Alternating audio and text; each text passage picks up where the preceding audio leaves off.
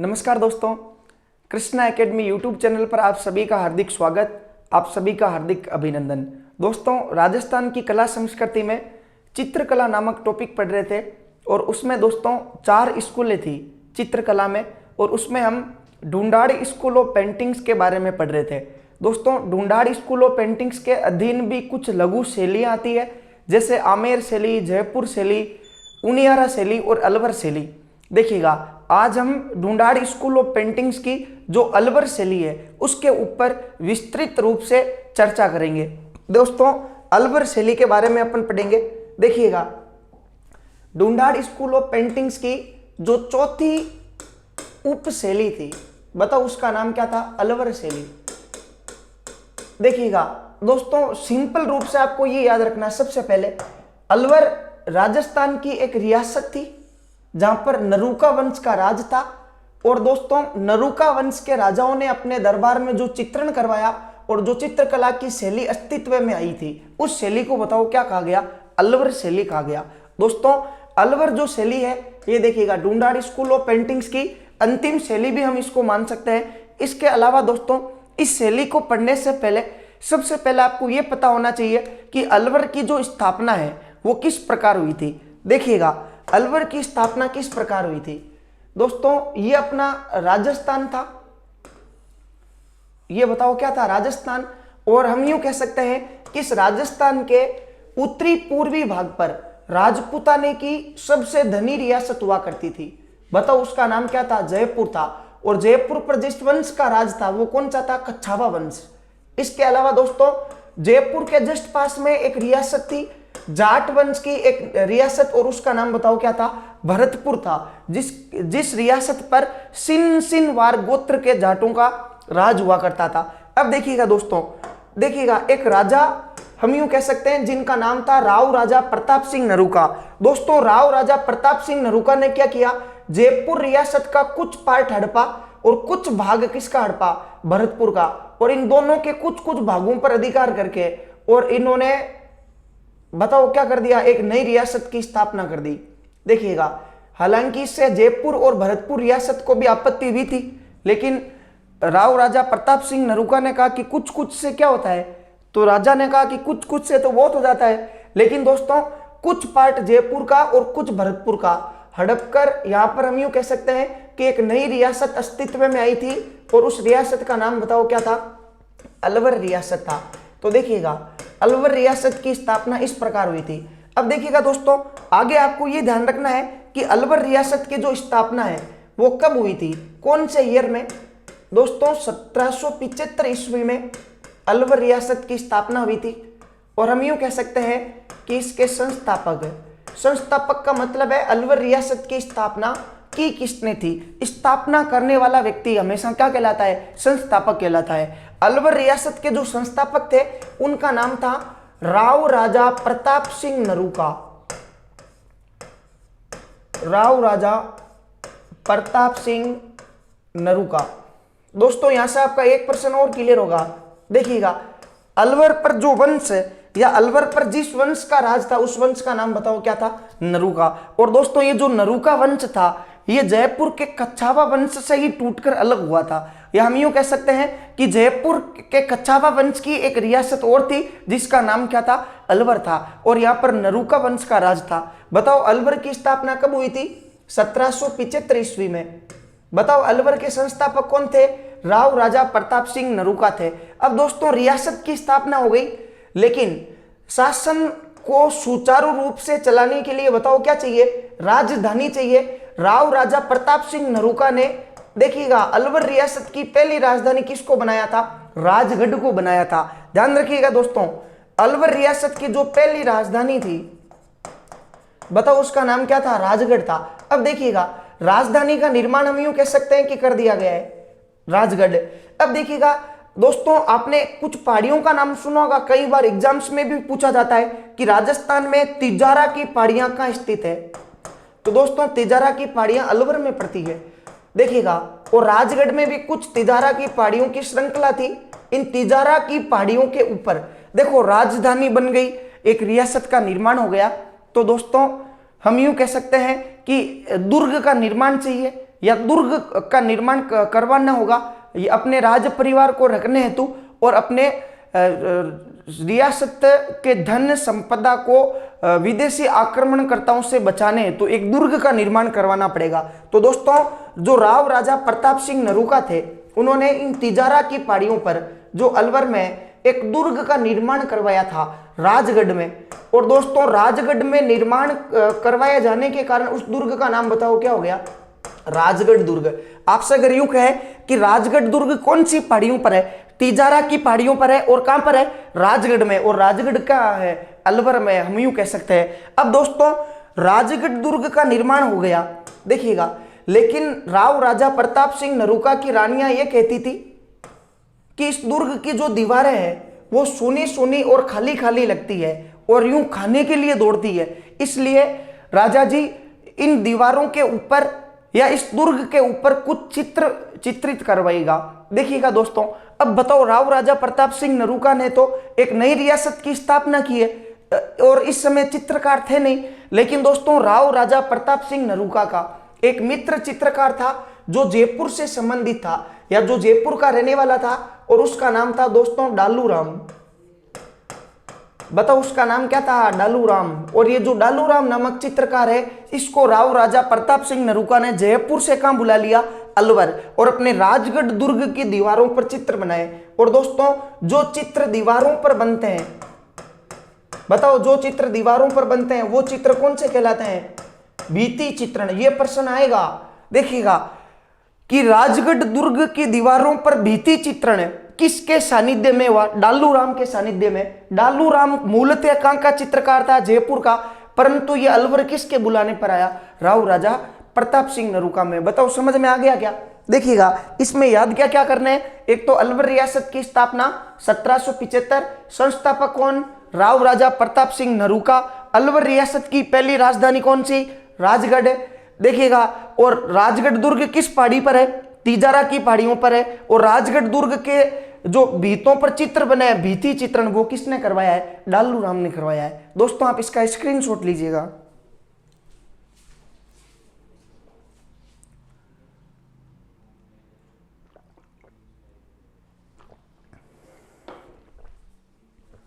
अब देखिएगा, अलवर शैली में दोस्तों राव राजा प्रताप सिंह नरूका के बाद में जो प्रतापी शासक हुए थे अलवर रियासत में, और देखिएगा उनका नाम बख्तावर सिंह था। बताओ क्या नाम था? बख्तावर सिंह। और देखिएगा, इन बख्तावर सिंह की एक पासवान थी और उस पासवान का नाम बताओ क्या था? मूसी था। लेकिन दोस्तों, इस मूसी ने पासवान होने के बावजूद भी एक ऐसा कार्य किया कि अलवर के इतिहास में मूसी महारानी कहलाती है, ध्यान रखिएगा। तो बताओ अलवर का राजा कौन है? बख्तावर सिंह या बख्ता राव हम यूं कह सकते हैं, और उसके पासवान का नाम क्या है? मूसी महारानी। दोस्तों, पासवान उस रानी को कहते थे जो राजा के पास में बैठ सकती थी और गहने वहने पहनने का अधिकार होता था, और हम यूं कह सकते हैं कि पासवान एक तरीके से उपपत्नी होती थी, देखिएगा, और उसको राजा पासवान के रूप में रखता था, उपपत्नी को। वो बताओ क्या कहलाती थी? पासवान। दोस्तों, यहां से आपको दो चीजें याद रखनी है बख्तावर सिंह से। देखिएगा, ये जो बख्तावर सिंह थे ये कविताएं लिखते थे और उनकी कविताओं की हमेशा हेडिंग हुआ करती थी बख्तेश। देखिएगा, एक तो बख्तेश और चंद्र सखी।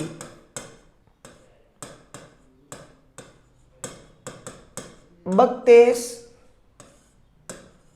और चंद्र सखी के नाम से, बख्तेश और चंद्र सखी के नाम से बताओ क्या लिखते थे? कविताएं। कविताएं लिखते थे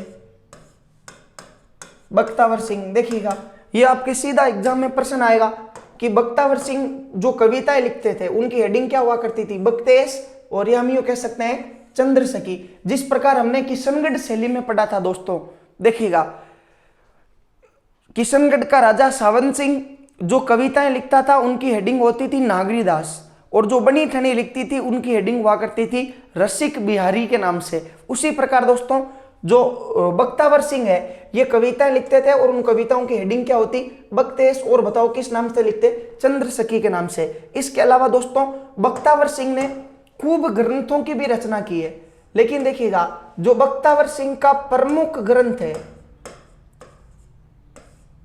इनका प्रमुख ग्रंथ था दान लीला। ध्यान रखिएगा, बख्तावर सिंह द्वारा रचित प्रमुख ग्रंथ, और उसका नाम बताओ क्या था, दान लीला था। वैसे इन्होंने खूब ग्रंथों की रचना की है, साहित्य के ये जाने माने कलाकार थे, लेकिन इनका प्रमुख ग्रंथ बताओ कौन सा है, दान लीला है, हम यूं कह सकते हैं। और देखिएगा बख्तावर सिंह का पुत्र था दोस्तों विनय सिंह या महाराजा विनय सिंह।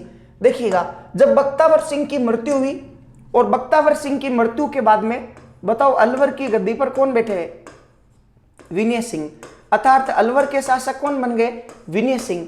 दोस्तों विनय सिंह की प्रेमिका थी और उसका नाम बताओ क्या था, शीला देवी। विनय सिंह और शीला देवी, हम यूं कह सकते हैं विनय सिंह और बताओ कौन सी देवी, शीला देवी। देखिएगा दोस्तों ये जो विनय सिंह था, ऐसा कहा जाता है कि जब बख्तावर सिंह की मृत्यु हो गई थी और बख्तावर सिंह की जो रानियां थी वो इसके साथ सती होने को तैयार नहीं थी बख्तावर सिंह के साथ, क्योंकि दोस्तों उस समय अंग्रेज आ चुके थे और सती प्रथा जैसी कुप्रथा के खिलाफ अंग्रेज लड़ाई कर रहे थे, हम यूं कह सकते हैं। तो दोस्तों ऐसा कहा जाता है कि रानियों ने बख्तावर सिंह के साथ सती होने से इनकार कर दिया था। अब बताओ इससे बख्तावर सिंह के कोई फर्क पड़ेगा क्या, वो तो मर गया है। अब फर्क किसके ऊपर पड़ेगा, जो अलवर का राजा बनेगा, और अलवर का नया राजा कौन, विनय सिंह था। तो दोस्तों विनय सिंह अपना मुंह उतारकर या उदासीन अवस्था में बैठा था, वहीं से होकर मूसी गुजरी जो बख्तावर सिंह की पासवान थी, और उसने पूछा कि विनय सिंह जी क्या हुआ, आप यूं इमोशनल होकर क्यों बैठे हो। तो विनय सिंह ने कहा कि देख मेरी कोई भी रानी या मेरी कोई भी माता मेरे पिता के साथ सती होने को तैयार नहीं है, और अगर ऐसा नहीं हुआ तो मैं कभी राजस्थान में ऊंचा सर करके नहीं चल सकता हूं। तो दोस्तों मूसी महारानी ने कहा कि देख इतनी सी बात है तो मैं तेरे पिता के साथ में क्या हो जाऊंगी, सती हो जाऊंगी। ये बात कहते बताओ कौन खुश हो गया, विनय सिंह। और विनय सिंह ने कहा कि यदि मूसी तू मेरे पिता बख्तावर सिंह के साथ सती होती है तो मैं तेरा नाम इतिहास में मूसी से क्या कर दूंगा, मूसी महारानी। और दोस्तों यहीं से इनको दर्जा मिला था महारानी का, जबकि ये केवल क्या थी, पासवान थी। अब देखिएगा विनय सिंह ने कहा कि मूसी महारानी अगर तू मेरे पिता के साथ सती होगी तो मैं तेरी स्मृति में एक सुंदर सी छतरी का निर्माण करवाऊंगा। दोस्तों अपने राजस्थान में हम यूं कह सकते हैं अलवर में एक दुर्ग है और एक देखिएगा एक किला है, और उस किला का नाम बताओ क्या, बाला किला। बताओ बाला किला आपसे पूछे कि कहां है राजस्थान में, तो बाला किला कहां पड़ता है, अलवर में पड़ता है। दोस्तों इस बाला किला के पीछे अलवर में एक सुंदर सी बताओ क्या बनी हुई है, छतरी। देखिएगा एक 2 मंजिला छतरी का निर्माण विनय सिंह ने करवाया था, जिसकी ऊपरी जो आकृति है वो यूं गोल गुंबद नुमा है।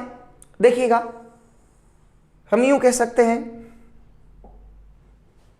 ये छतरी देखिएगा ऊपर से कैसी है, गोल गुंबद नुमा है।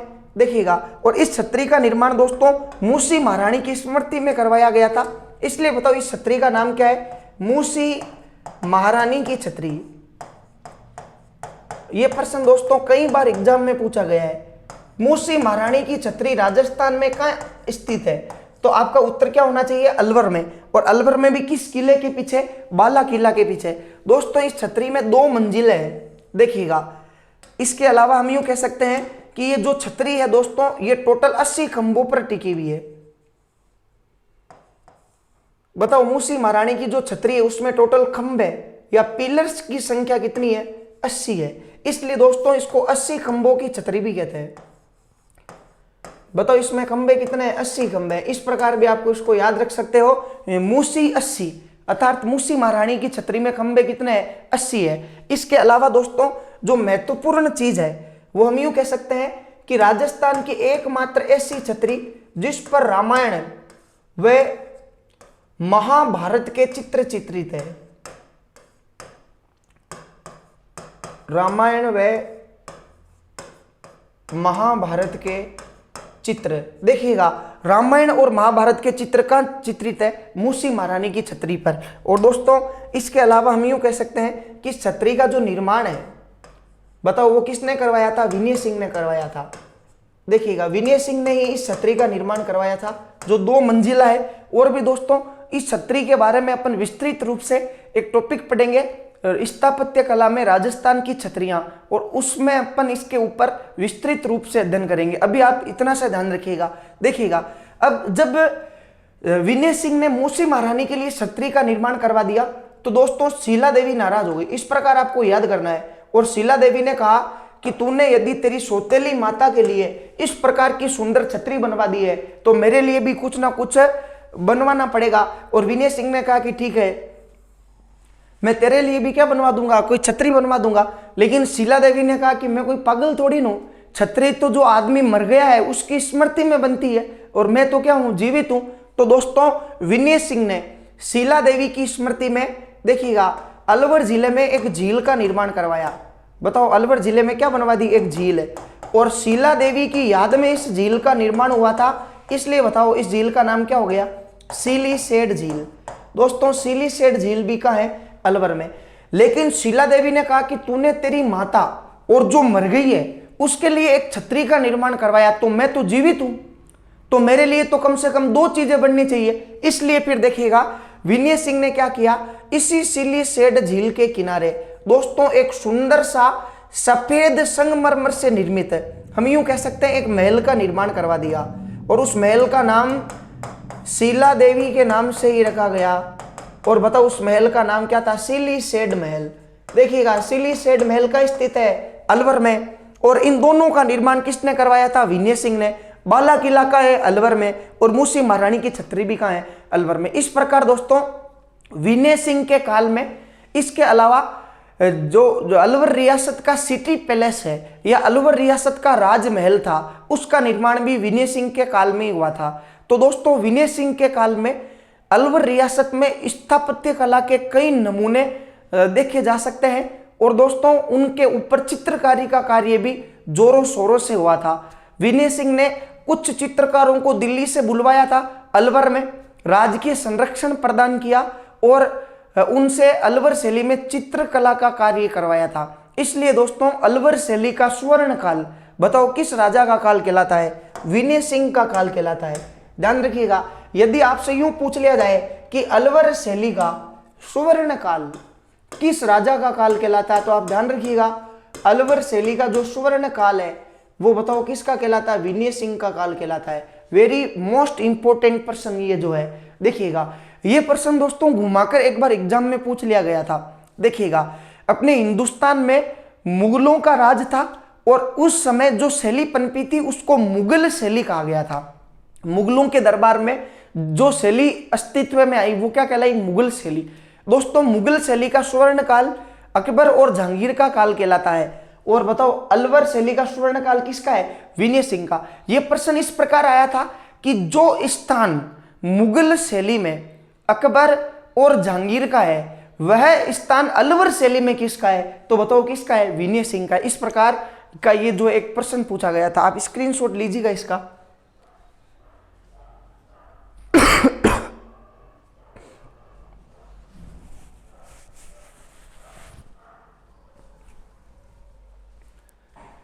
अब दोस्तों जो अलवर शैली का मुख्य रूप से बेसिक था इसको अपन ने पढ़ा है। देखिएगा, इसके अलावा हम यूं कह सकते हैं दोस्तों, इसके बाद में आपको पढ़नी है अलवर शैली के चित्रकार और अलवर शैली की विशेषताएं, कि यहां पर जो चित्र बने थे उनकी क्या क्या विशेषताएं रही थी अलवर शैली की। देखिएगा, सबसे पहले आप देखिएगा अलवर शैली की विशेषताएं, अर्थात यहां पर जो चित्र बने थे उनकी विशेषताएं क्या क्या रही थी। दोस्तों अलवर शैली की विशेषताओं में हम यूं कह सकते हैं जो पहली विशेषता थी वो थी दोस्तों योग के आसनों का चित्रण। देखिएगा, पहली विशेषता क्या थी? योग के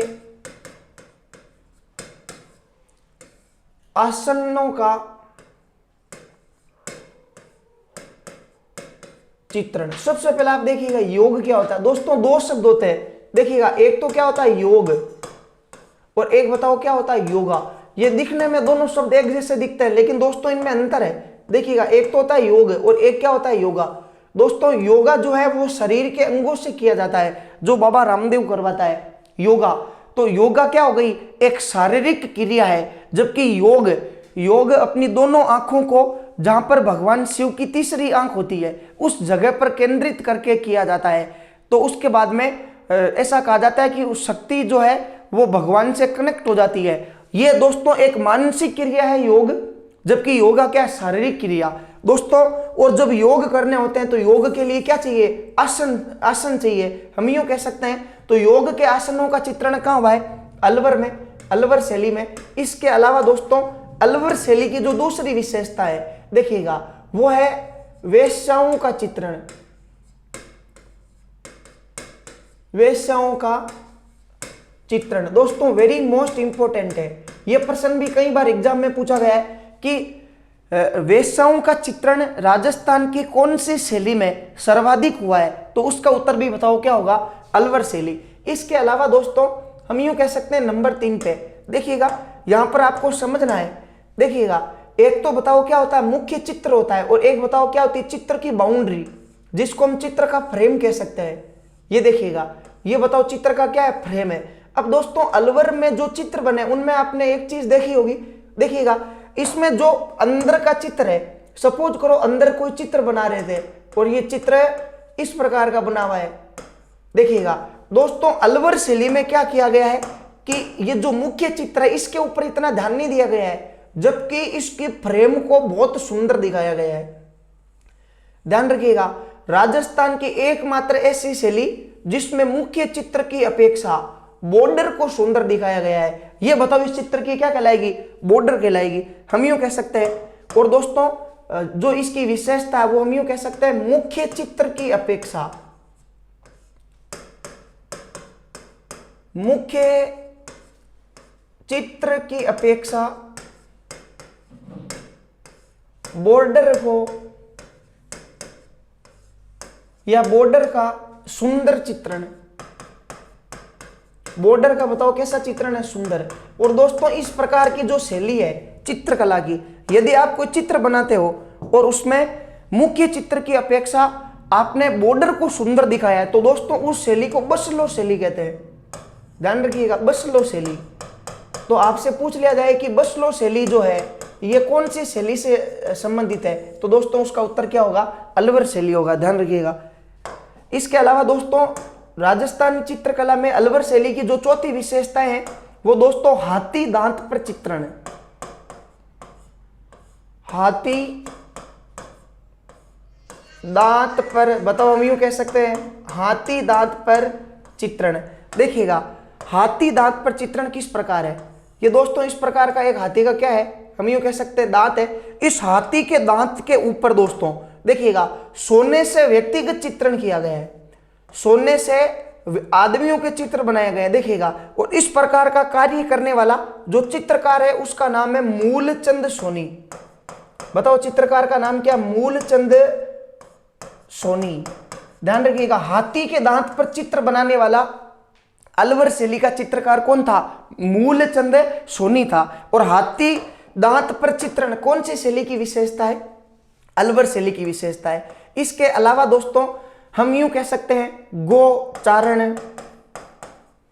गोचारण का मतलब क्या है कि गाय क्या खा रही है, चारा खा रही है। गोचारण व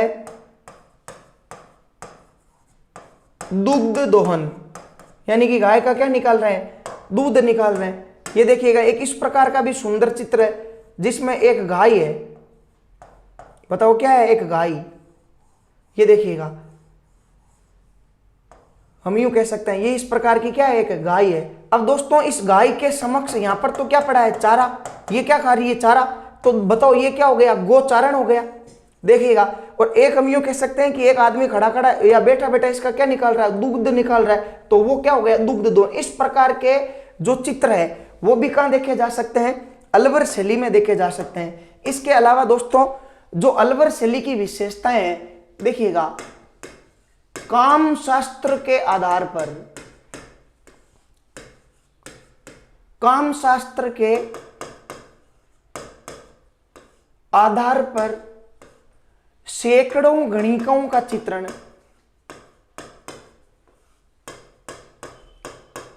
सैकड़ों गणिकाओं का चित्रण।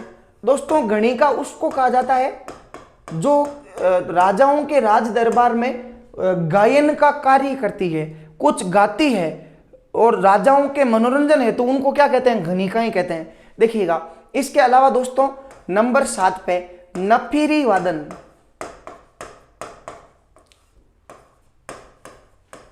नफीरी वादन करती हुई स्त्री का चित्रण, नफीरी वादन करती हुई स्त्री का चित्रण। दोस्तों नफीरी एक वाद्य यंत्र का नाम है, ध्यान रखिएगा। देखिएगा जिस प्रकार बांसुरी और शहनाई वाद्य यंत्र होते हैं, उसी प्रकार का एक वाद्य यंत्र होता है नफीरी। देखिएगा जिसको सुशीर वाद्य यंत्र की श्रेणी में रखा गया है। ऐसे वाद्य यंत्र जिन्हें फूंक मारकर बजाते हैं, बताओ क्या कहलाते हैं, सुशीर। इसके अलावा दोस्तों देखिएगा आपने अभी जस्ट रामायण देखी होगी, और रामायण में आपने एक चीज देखी होगी कि भगवान राम जो है वो सीता माता से शादी करने के लिए भगवान शिव का एक धनुष उठाते हैं, और उसको दोस्तों धनुष भंग कहा जाता है। तो इस प्रकार का चित्र भी कहाँ बना है, अलवर शैली में। आपसे अगर यूं कहा जाए कि भगवान शिव का धनुष भंग का चित्रण कौन सी शैली में हुआ है, तो उसका नाम भी क्या होगा, अलवर शैली होगा। दोस्तों आप इसका जल्दी से स्क्रीनशॉट लीजिएगा। इसके अलावा देखिएगा अलवर शैली की विशेषताओं के बाद में हम यूं कह सकते हैं अलवर शैली के चित्रकार कौन कौन से थे। दोस्तों चित्रकारों से संबंधित एक प्रश्न आया था RS प्री 2019 की जो परीक्षा हुई थी, उसमें देखिएगा अलवर शैली के जो चित्रकार है, सबसे पहले इनको याद कैसे करना है और वो चित्रकार है कौन कौन से। दोस्तों आपको इनको इस प्रकार याद करना है, दो दोस्त थे। देखिएगा एक दोस्त का नाम बताओ क्या था, छोटे लाल। बताओ एक का नाम क्या था, छोटे लाल, और एक का नाम क्या था, शालिग्राम। छोटे लाल और शालिग्राम। अब देखिएगा इस छोटे लाल और शालिग्राम के बीच में क्या हो गई, लड़ाई हो गई। बताओ शालिग्राम के बीच में और छोटे लाल के बीच में क्या हो गई, लड़ाई हो गई। शालिग्राम ने क्या किया कि इस छोटे लाल को छोटा समझकर इसकी पिटाई कर दी, लेकिन दोस्तों ये छोटे लाल खोटे लाल निकला और शालिग्राम की पिटाई करने लगा। तो दोस्तों शालिग्राम भागा और भागकर एक बक्से में जाकर बैठ गया। बताओ भागकर ये कहां जाकर बैठ गया, एक बक्से में। और जो पास में एक व्यक्ति बैठा था उसे कहा कि देख मैं कहां बैठ गया हूं, बक्से में। बताओ शालिग्राम कहां बैठ गया, बक्से में। तो ये क्या है, बताओ बक्सा है। तो बक्से से आपको याद क्या रखना है, बक्साराम। बताओ बक्सा से याद क्या करना है, बक्साराम। फिर दोस्तों इस बक्से पर देखिएगा शालिग्राम ने कहा कि मुझे छोटे लाल से बचाने के लिए ताला लगा दो। और ताला क्या लेकर लगाओगे, बल लेकर। तो बल से आपको याद क्या रखना है, अलदेव, बलदेव। बलपूर्व क्या लगा दिया, ताला लगा दिया, और शालिग्राम को कहां डाल दिया, बक्से में। तो बताओ डालू से याद क्या रखना है, डालू राम याद रखना है। वेरी सिंपल है दोस्तों। दो दोस्त है, छोटे लाल और शालिग्राम, इन दोनों के बीच में क्या हो गई, लड़ाई हो गई। छोटे लाल के डर से शालिग्राम कहां बैठ गया, बक्से में। बक्से में डाल दिया और बलपूर्वक क्या लगा दिया, ताला लगा दिया। लेकिन छोटे लाल को यह चीज देखकर खुशी हुई, देखिएगा, और उसने कहा कि अब तो शालिग्राम तुझे कोई नहीं बचा सकता है, क्योंकि अब तो बक्से में भी बंद है, और अब मैं देखना तुझे पकड़कर कहां बहा दूंगा, जमुना नदी में। और ये सोचकर बताओ छोटे लाल के मन में क्या आया, आनंद आया। बताओ क्या आया, आनंद। और आनंद से आपको याद क्या रखना, नंदराम। ये दोस्तों अलवर शैली के चित्रकार थे। RS प्री में प्रश्न आया था, 4 चित्रकारों का नाम था, और ये बताना था कि निम्नलिखित में से कौन सा चित्रकार अलवर शैली से संबंधित नहीं है। एक ये था बक्साराम, एक था जमनालाल, एक था नंदराम, और एक था नानक राम। तो उसका सही उत्तर क्या होगा, नानक राम। नानक राम अलवर शैली का चित्रकार नहीं है, ध्यान रखिएगा। तो ये अलवर शैली के क्या हो गए, चित्रकार। दोस्तों ध्यान रखिएगा अलवर शैली का एक चित्रकार कौन, छोटे लाल। दूसरा कौन, शालिग्राम जो बक्से में जाकर बैठा था, और बक्से से याद क्या करना है, बक्साराम।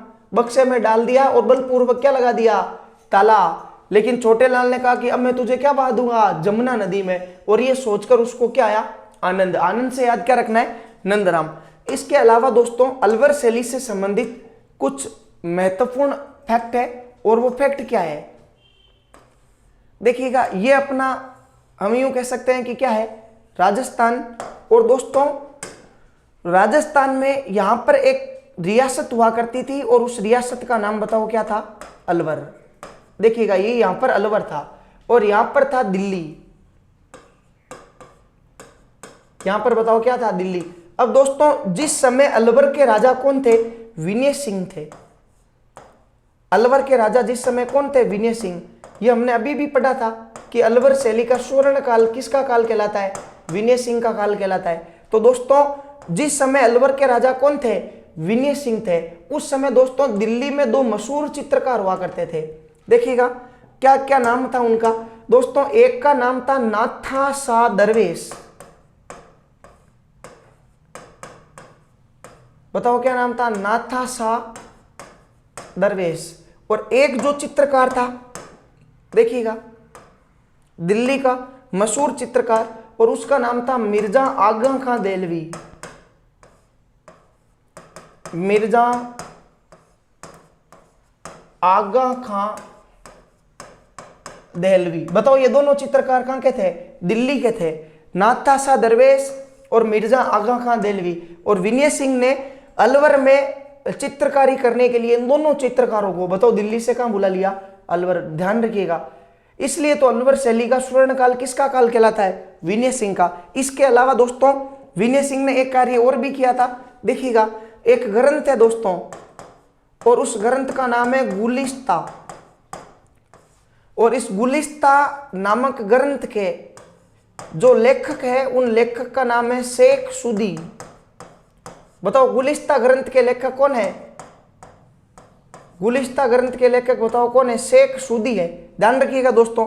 और देखिएगा ये जो गुलिस्ता ग्रंथ है शेख सुदी का, इसको जेवराती रंगों से पुतवाया था, किसने, विनय सिंह ने। और हमने चित्रकला में शुरू में ये पढ़ा भी था कि जेवराती रंग की शैली की विशेषता है, अलवर शैली की, जेवराती रंगों से पुतवाया। देखो आपके सीधा एग्जाम में प्रश्न आएगा, अलवर के राजा विनय सिंह ने शेख सुदी के ग्रंथ गुलिस्ता को कौन से रंगों से पुतवाया, तो आपका उत्तर क्या होना चाहिए, जेवराती। आप इसका स्क्रीनशॉट लीजिएगा।